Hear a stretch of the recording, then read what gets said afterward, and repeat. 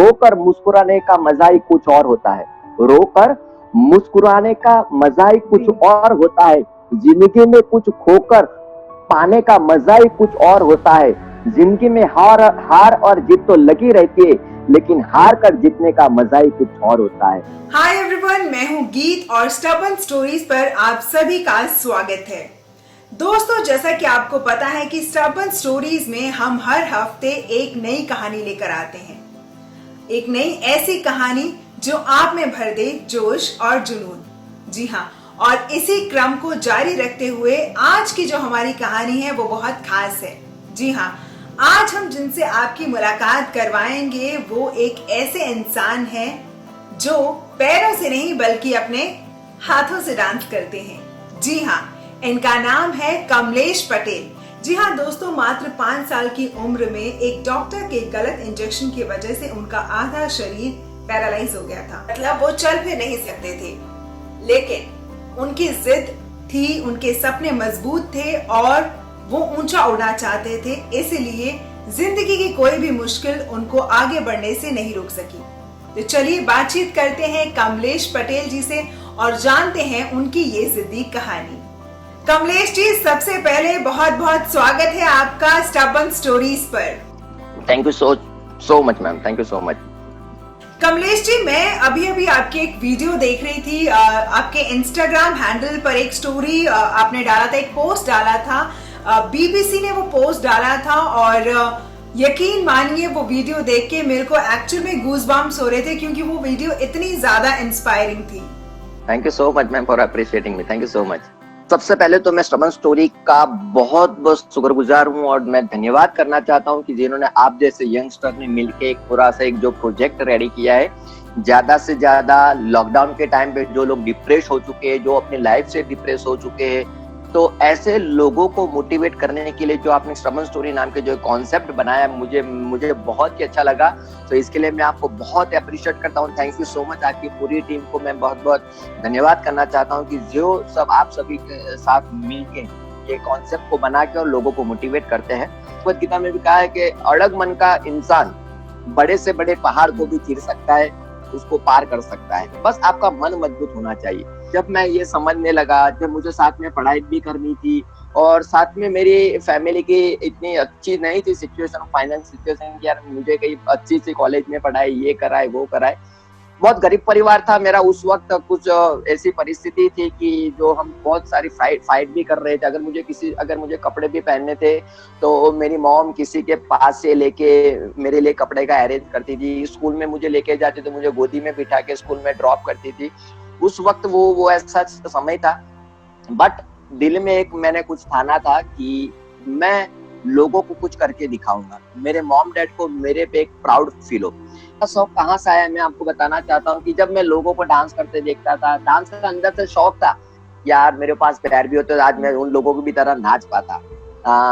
तो टीवी पे बस से छोटे मोटे, उस वक्त हमारे पास एक छोटा सा पोर्टेबल टीवी था, तो उसमें देख के मैं थोड़ा सा अपने बैठे बैठे ही मैं झूमता रहता था। कहीं सड़क पे जब कोई छोटा मोटा जब फंक्शन रहता था, जब गणेशोत्सव आता था, वो सब वगैरह वहाँ पे डांस पार्टी वगैरह सब करते, तो उनको देख के भी मेरा थोड़ा सा अंदर, यार मैं भी उन लोगों की तरह नाच पाता। बट एक कहानी है ना कि there is a will there is a way, जहाँ चाह होती है तो रास्ते अपने आप बन जाता है। बस आपको कुछ करने का एक जुनून होना चाहिए। तो मैं डांस सीखने की शुरुआत मैंने तब की थी कि जब मेरे एक दोस्त था, उनको पता है कि कमलेश को डांस सीखना है, ये करना है वो करना है। मैं बैठे बैठे किया करता था, तो उन्होंने बोला कि कमलेश भाई की बड़ौदा में एक डांस क्लासेस है, मनु सर जो मेरे गुरु है, मनु सर और गुड्डू राणा, उनके क्लासेस चलते थे।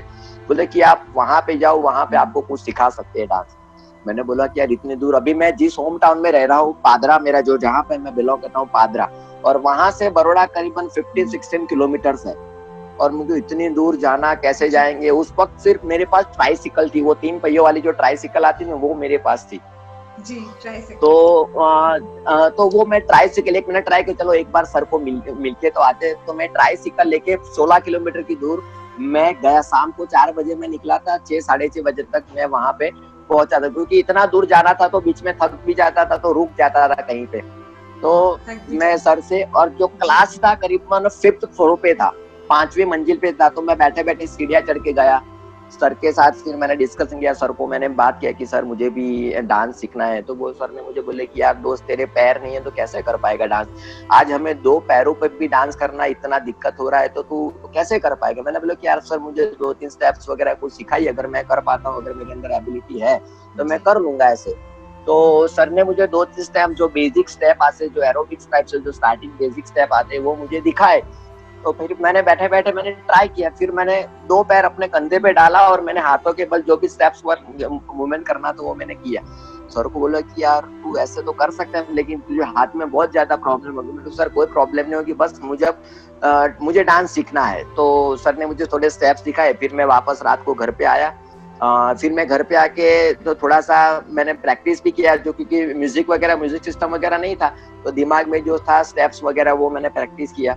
फिर ऐसे ही मेरे डेली का रूटीन बन गया था कि मैं डेली शाम को 4-5 बजे क्लास ट्राइसिकल लेके निकलता था, क्लास पे जाता था, रात को करीबन 11-12 बजे तक मैं घर पे आता था।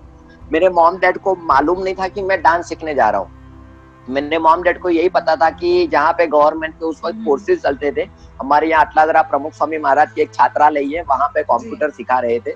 तो उस वक्त मैंने बोला कि चलो साथ में कंप्यूटर भी सीख लेते तो क्या कुछ ना कुछ काम वगैरह मिल जाएगा।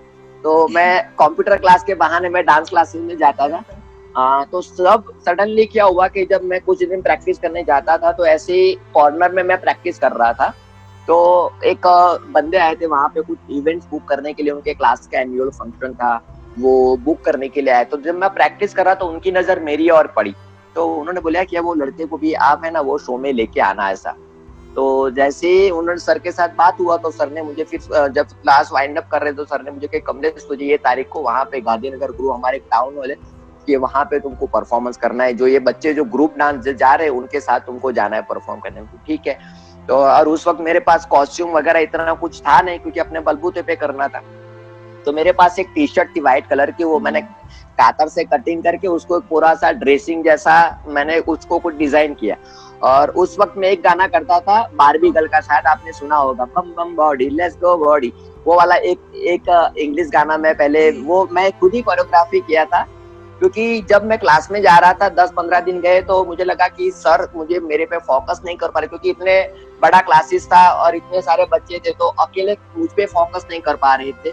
और उस वक्त मेरे से फीस भी नहीं ले रहे थे, मेरी सिचुएशन देख के मेरे से फीस नहीं ले रहे थे, तो मुझे शायद हो सके कि मेरे पे फोकस नहीं कर पाते। लेकिन मैं जिंदगी में लाइफ में जो कुछ भी सीखा हूँ, एक लव्य की माफिक सीखा हूँ, और मैं ये चीज को समझ गया था कि अगर लाइफ में अगर आपको कुछ बनना है तो खुद का गुरु खुद बनना पड़ेगा। तो उस तरह से मैंने वो डांस के लिए मुझे मौका मिला, मैंने वहां पे जाके मैंने परफॉर्मेंस किया। तो जब मैंने परफॉर्मेंस दी और लोगों ने मुझे स्टैंडिंग ओवेशन दिया, वो सॉन्ग मेरा डांस गोल्समोर हुआ।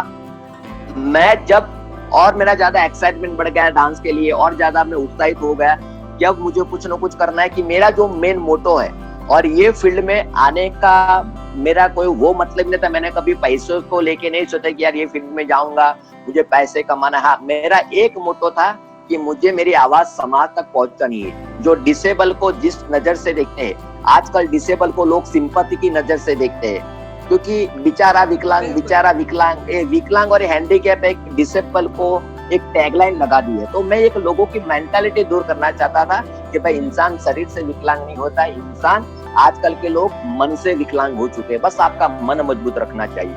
तो इसी तरह से मैं प्रैक्टिस करता रहा, मुझे एक प्लेटफॉर्म मिला, लोगों ने बहुत प्यार दिया, फिर मेरा इंटरेस्ट और बढ़ गया। तो खुद ही कोरियोग्राफी मैं खुद कर रहा था, लोगों को ऑब्जर्व कर करके मैं खुद कोरियोग्राफी कर रहा था। और जब बीच में स्ट्रगल कर रहा था तो ट्राइसिकल लेके जब मैं क्लासेस पे जाता था तो बीच में कई के बाद डीमोटिवेट हो जाए कि यार अभी कितना करेंगे, इतना दूर जाना, इतना दूर आना। और फाइनली जब मैंने प्रोग्राम करने के बाद मेरे मॉम डैड को पता चला कि भाई ये आपका लड़का है ना ऐसे ऐसे डांस सीखने जा रहे हैं, उन्होंने ये प्रोग्राम किया था, ऐसे मेरे दोस्त ने ही बोला था ऐसे। तो मेरे मॉम डैड ने मुझे एक बार घर पे बिठा के बोले कि भाई देखो, हमें तुम्हारे पैसे वगैरह नहीं चाहिए, क्योंकि आज हमारी गलती की वजह से ही कि तुम ये सब भुगत रहे हो, तो तुम हमारी आंख के सामने रहो, हमारे से जितना हो सके तुम्हारी सेवा करेंगे। लेकिन मैं, क्योंकि मॉम डैड है तो उनको थोड़ा सा एक रखता है यार ऐसा लड़का आज बाहर कमाने जाता है, इतना दूर जाता है, ये तो थोड़ा सा चिंतित रहते थे। तो कई बार जब बात की तो उनकी आंखों में आंसू आ जाते, लेकिन मैं उनको मोटिवेट करता था। मैंने बोला कि इसमें आपकी गलती नहीं है, भगवान ने मुझे विकलांग इसीलिए बनाया है कि मेरे जरिए आज मैं लाखों लोगों को इंस्पायर कर पाता हूँ। मेरा एक पॉजिटिव थॉट्स लोगों तक पहुंचे, आपको निमित्त बनाया है। और भगवान जब लाठी मारता है ना, तो वो बोलता नहीं कि मैं तुझे लाठी मारता हूँ, लेकिन वो किसी को निमित्त बनाया है। तो ये डांस फील्ड में आने का मेरा यही मोटो था कि मैं लोगों को मोटिवेट करूं और लोगों को बता सकूं कि I am not disable but I am differentiable.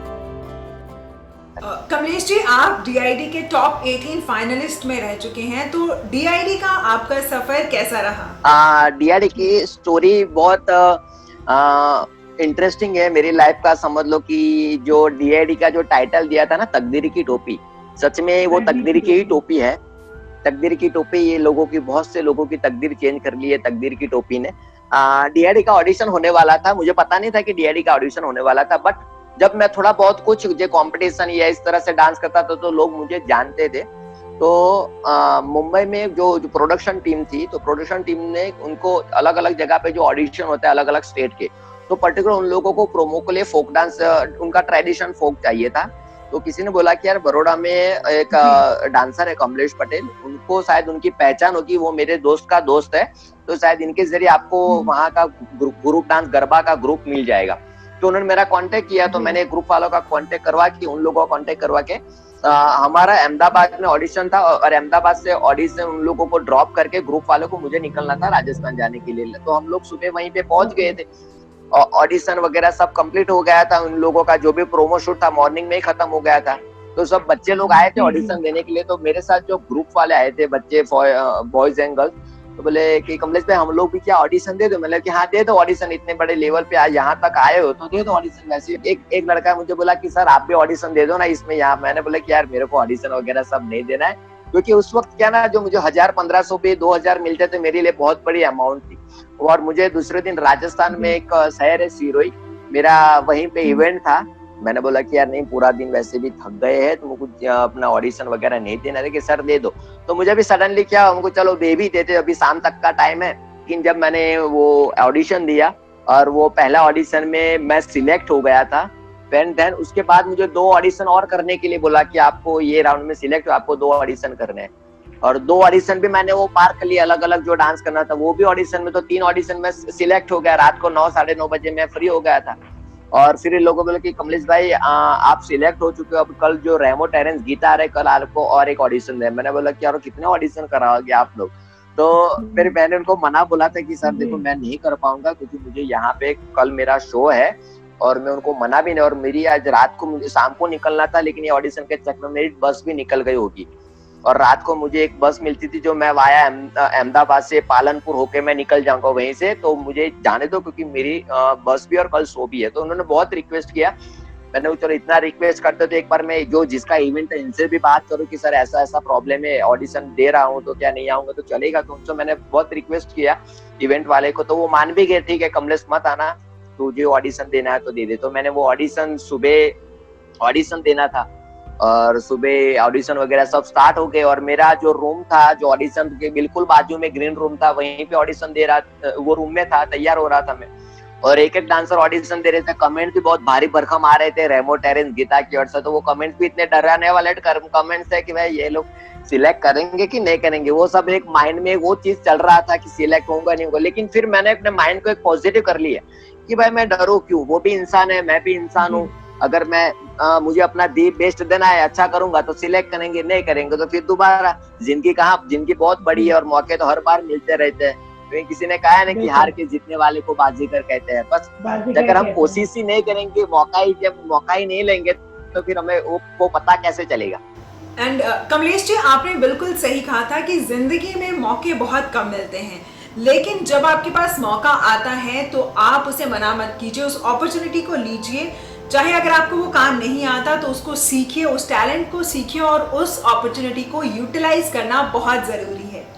मैं अपने आप को फुल कॉन्फिडेंस कर दिया, मुझे कुछ करना है। मुझे ये चीज मान ली थी कि भाई आज का ऑडिशन दे रहा हूँ, मैं खुद के लिए दे रहा हूँ, मुझे अपने आप को प्रूव करना है। मुझे रेमो टेरेंस गीता को नहीं दिखाना है, मुझे टीवी पे नहीं है, बस मुझे खुद के लिए करना है। वो चीज मैंने एक चीज माइंड में सेट कर ली थी जब मैं रेडी हो रहा था तब। मुंबई राउंड के लिए पहुंचा, वहां पे ऑल ओवर इंडिया से 100 पार्टिसिपेंट सिलेक्ट होके आ गए थे और टॉप 100 में से टॉप 40 लेना, टॉप 40 में से टॉप 18 लेना था स्टूडियो राउंड के लिए। और वहां पे 5-5 के ग्रुप में परफॉर्म करना था। मैंने बोला कि यार ये तो 5-5 के ग्रुप में परफॉर्म करने, 1 ही मिनट का गाना, रात को कोरियोग्राफर आया था, रात को 12:30-1 बजे कोरियोग्राफी करके सबको देखा, सबको 100 लोग जो थे, हमें 100 लोगों को सिखा के निकल गए। फिर बोले कि आपको 5-5 के ग्रुप में करना है, कल सुबह मॉर्निंग में ऑडिशन देना है। मैंने जो 1 मिनट में इतनी सारी 7-8 फॉर्म स्टाइल घुसा डाली थी कि 1 मिनट में इतनी सारी फॉर्म स्टाइल करना मीन्स जैज करना, बेले करना मीन्स बॉलीवुड का भी इसमें तड़का डाला था मीन्स। इसीलिए 1 मिनट की कोरियोग्राफी दी थी कि आपकी वर्सेटिलिटी पता चले कि भाई ये ऑडिशन, ये स्टूडियो राउंड में जाएंगे टॉप 18 जो वर्सेटिलिटी जिनके पास है, जो हर फॉर्म स्टाइल कर सकता है। 5-5 के ग्रुप में लिया। मुझे बोला गया था कि कमलेश भाई अगर आपको ये प्रॉब्लम है तो आप हो सकता है कि आप इंडिविजुअल ऑडिशन दे सकते हो। तो मैंने बोला कि नहीं यार, मैं इंडिविजुअल तो नहीं करूंगा, मैं करूंगा तो ग्रुप के साथ ही करूंगा। मुझे अगर मैं इंडिविजुअल किया तो मैं अपने आप को माफ नहीं कर पाऊंगा, यार मैंने ये चीज का प्रॉब्लम देखे, या फिर मुझे ऐसा लगे कि आपने मुझे सिंपैथी से देखा, चलो भाई तुम ऐसा है तो तुम अलग से कर लो। नहीं, मैं उनके साथ ही कंपेयर करूंगा, मैं अपने आप को वो चीज माना ही नहीं। फिर मैंने मेहनत किया, जो भी हाथ के मूवमेंट करने थे, पैर के मूवमेंट करने थे, मैंने इधर इधर करके सब पूरा सेट किया कोरियोग्राफी। जो मेरे साथ जो करने वाले थे वो भी अचंभे में पान गए, यार हम लोग इतना ये फास्ट 1 मिनट शॉट कर रहे हैं, मींस कैसे हो पाएगा ऐसा, कैसे कर रहे हैं ऐसा। फिर सुबह परफॉर्मेंस देना था 5-5 के ग्रुप में, मैंने भी करा था। 4 या 5 नंबर पे मेरा हम लोगों का राउंड था, तो मैंने तो परफॉर्मेंस दी था कि नहीं यार मैंने परफॉर्मेंस अच्छी दी है। और वो 5 में से हम 3 लोग सिलेक्ट हुए थे और टॉप 14 में मैंने जगह बनाई। टॉप 14 के बाद मिथुन दा के सामने परफॉर्मेंस करना था final top studio round top 18 के लिए, और वहीं पे भी मैं सिलेक्ट हुआ। एंड देन स्टूडियो राउंड के लिए जब सिलेक्ट किया गया, एंड देन इसके बाद तो पहला एपिसोड हुआ। पहला एपिसोड मैंने जो मुझे करना था, अब तो कुछ यूनिक डालना, पहले वहां पे 3 राउंड किए और मुंबई में 2 राउंड किए। अब हाथ पे मैं साला कितना स्नैप निकालूं, कितना क्या क्या करेंगे, बट करना तो करना है। दैट्स क्योंकि मेरे लिए चैलेंजेस थी लाइफ में, पहले से चैलेंज फेस करता आया हूँ और अपने आप को चेंज किया है। तो यही चीज है कि जो चीज आपको चैलेंज करती है वही आपको चेंज कर सकती है। तो मैंने अपना क्लासिकल जो म्यूजिक था, मैं क्लासिकल भी सीख लिया था बहुत, वहीं पे अपने आप ही सीखा था क्लासिकल, भरतनाट्यम जो भी होता था। मैंने ही पहले बोला कि खुद कृष्ण खुद ही अर्जुन बनना पड़ता है बस, अगर लाइफ में कुछ बनना है तो। उस तरह से मैंने बना था। तो फिर मैंने एक ताल का म्यूजिक लिया, जो ताल मूवी आई थी अनिल कपूर और ऐश्वर्या राय वाली, वो ताल का मैंने म्यूजिक उठाया, उसमें मैंने क्लासिकल डाला। उसमें मैंने प्लेट वाला एक्ट वाले के यार कुछ प्रॉप्स वगैरह यूज करते, तो मैंने उंगली पे प्लेट घुमाई थी, तो वो वाला मैंने एक्ट किया था। वो वाला जब देखा, मिथुन दा ने स्टैंडिंग ओवेशन दिया, 3 जजेस वंस अगेंस्ट खड़े हो गए थे और उन्होंने एक मुझे बड़ा टैग दे दिया कि भाई ये कंपटीशन आपके लेवल का नहीं, लेकिन आपका दायरा कंपटीशन से ऊपर का है। तो हम नहीं चाहते कि आप ये कंपटीशन वाले आपको फाइट दे सकते तो, लेकिन हम चाहते हैं कि आप ये कंपटीशन को जज करो। आपकी जगह वो नहीं है, आपकी जगह कंटेस्टेंट वाली जगह नहीं, लेकिन आपकी जगह मेरे साथ है। तो मिथुन दा स्टेज पे आए, मुझे उनके बाजू में बिठाए, पूरे शो को जज करने का। एक बार तो मैं अपना माइंड तो वही चल रहा था कि यार जिस इंसान को हम टीवी पे देखते थे, जो इंसान को सब लोग रोल मॉडल मानते हैं कि भाई हमारे भारत में वेस्टर्न रॉक डांस लाने वाले मिथुन दा थे और डांस को जिंदा करने वाले ही मिथुन दा थे। दोबारा डांस खत्म हो गया था, डीआईडी से पहले कुछ डांस को इतना ज्यादा इंपॉर्टेंट नहीं दे रहे थे, बट डीआईडी ने एक डांस का एक लेवल बनाया और जिनसे इंसान के साथ बैठ के पूरे शो को जज करने का एक मौका मिलता है। तो मुझे अपने आप पे प्राउड फील होता था कि यार एक चीज तो मैं मानी जीवन में, मैंने सीखी कि यार चैलेंज एक्सेप्ट करना सीख लेना चाहिए। बस चैलेंज से डरो मत, जो भी आए चलो ठीक है हो जाएगा, होए तो ना हो दूर की बात है, लेकिन चैलेंज एक्सेप्ट कर लो और इसमें आप अपना 100% दे दो। That's it. पर आज भी मैं उसी सोच के और उसी इरादे के साथ चलता हूँ। और कमलेश जी, आपने बिल्कुल ये बात ठीक कही कि इंसान शरीर से विकलांग हो सकता है, लेकिन अगर इंसान मन से विकलांग हो गया तो वो सबसे बड़ी उसकी हार है। और आपको देख के तो मुझे भी बहुत इंस्पिरेशन मिल रही है। कभी कभी हम भी बहुत छोटी छोटी बातों पर नेगेटिव हो जाते हैं, लेकिन आप में इतनी पॉजिटिविटी है और जो दर्शक भी इस वीडियो को देखेंगे मुझे लगता है वो भी अपने आप को बहुत ही पॉजिटिव फील करेंगे। तो कमलेश जी, आपकी जो बातें इतनी इंस्पायरिंग है तो मन करता है कि आपसे और हम बातें करते रहे और इंस्पिरेशन देते रहे। और आपका जो जज्बा है और हुनर जो आपको भगवान ने खुदा ने बख्शा ये, लेकिन जो एक जज्बा है आपका और एक जो जिद्दीपन की ताकत है, वो चीज मुझे लगता है ऑडियंस को जरूर दिल तक खींचे जाएगी। तो चलते चलते इससे पहले हम आपसे विदा लें, आप ऑडियंस के लिए क्या मैसेज देना चाहते हैं, या जितने भी लोग इस वीडियो को देखेंगे या कोई परफॉर्मर देखेगा या कोई डांस से रिलेटेड जो लोग देखेंगे, उनके लिए आप क्या मैसेज देना चाहते हैं?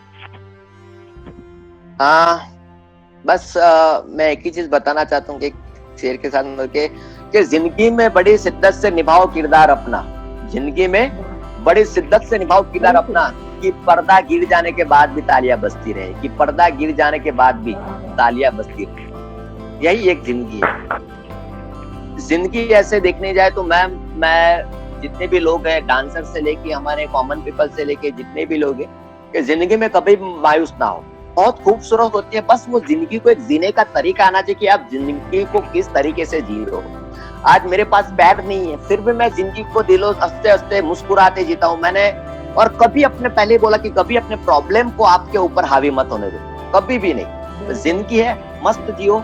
और एक बात, मेरा जो एक टैग जो शेर है, मैं हर एक मेरे शो में बोलता हूँ कि मंजिलें उनको मिलती है जिनके सपनों में जान होती है, मंजिलें उनको मिलती है जिनके सपनों में जान होती है, पंखों से कुछ नहीं होता, हौसलों से उड़ान होती है। तो हमेशा आप हौसला बुलंद रखो। इसीलिए मैंने जिंदगी में बहुत दुख देखे, जिंदगी में बहुत दर्द सहे, लेकिन दुख और दर्द और स्ट्रगल मैंने कभी मेरे पे हावी नहीं होने दी। मैंने दुख भी हंसते हंसते सहे हैं, दर्द और स्ट्रगल भी हंसते हंसते मैंने सहा है। इसी वजह से आज मैं मुस्कुरा के भी कॉन्फिडेंस से बात कर पाता हूँ। आज की तारीख में वही मैं स्ट्रगल ही कर रहा हूँ। मैंने कभी अपनी लाइफ में कभी मैं सक्सेस नहीं माना हूँ, मैंने कि यार मैं सक्सेस हो गया, बट जिंदगी है, जिंदगी को जीना है और हंसते हंसते मरूंगा, यही आपकी सबसे बड़ी जिंदगी। और दुख में भी अगर आप हंसते रहते हो ना, यही आपकी जिंदगी की सबसे बड़ी सफलता होती है। कमलेश जी, वाकई आपकी बातें इतनी इंस्पायरिंग हैं और आपकी बातों ने तो मुझे भी इतना ज्यादा मोटिवेशन दिया। तो मेरे मन में, क्योंकि आपने टैलेंट की बात की, आपने क्राफ्ट को निखारने की बात की, तो मेरे मन में इस समय एक ही शब्द आपके लिए आ रहे हैं। कवि हरिवंश राय बच्चन जी की कुछ पंक्तियां हैं उनकी कविता की, वो मैं यहाँ पे कहना चाहती हूँ कि लहरों से डरकर नौका पार नहीं होती, कोशिश करने वालों की हार नहीं होती। क्योंकि आपने बताया हमें, आपने ये चीज करके दिखाई कि अगर इंसान जिद्दी है, उसके सपने जिद्दी हैं, तो वो जिंदगी में कुछ भी अचीव कर सकता है। कमलेश जी, आपकी बातें इतनी इंस्पायरिंग हैं और मुझे लगता है कि आप सिर्फ डांसर ही कमाल के नहीं बल्कि शायर भी कमाल के हैं। बस आप जैसे मोटिवेशनल, आप जैसी पर्सनैलिटी क्वेश्चन इतने अच्छे पूछते हैं, तो हमें कई बार आप लोगों से भी हम लोग मोटिवेट होना सीख जाते हैं कि यार मैम कितने अच्छे क्वेश्चन आंसरिंग करते हैं, तो हमें किस तरह से वो अपना वो माइंड सेट करना है। तो आप लोगों के जरिए हमें बहुत कुछ सीखने को मिलता है, क्योंकि ये जीवन में आपको हर छोटे से हर बड़े के पास से बहुत कुछ सीखने को मिलता है। तो बस सीखते रहना चाहिए। कमलेश जी, यहाँ पे मैं आपको थैंक यू बोलना चाहूंगी कि आप स्टबर्न स्टोरीज के प्लेटफॉर्म से जुड़े और आपने इतनी इंस्पायरिंग जर्नी हमारे साथ, हमारे दर्शकों के साथ शेयर की। और मुझे लगता है यही हमारा मोटिव भी है। अगर हमारी ये कहानी, आपकी जो कहानी है, हमारे इस प्लेटफॉर्म से अगर देख के कुछ चंद लोगों की भी जिंदगी बदल जाए, तो वही आपका और हमारा सक्सेस होगा। सो जाते जाते आपको फिर से थैंक यू सो मच।